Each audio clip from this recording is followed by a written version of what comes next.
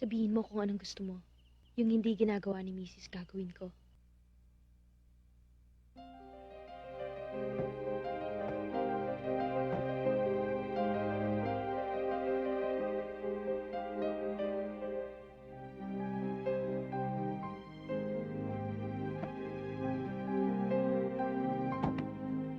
Kung mambababae ka, siguraduhin mong wala kang iiwang ebidensya. Si Lance, isang businessman, matipuno, gwapo nag-uma pa ang karisma.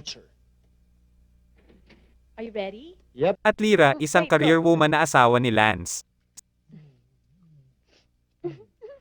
Si Jill, maganda, palaban, higad ng kwento ay nakahandang gawin ang lahat para kay Lance. Sabihin mo kung anong gusto mo. Yung hindi ginagawa ni Mrs. gagawin ko.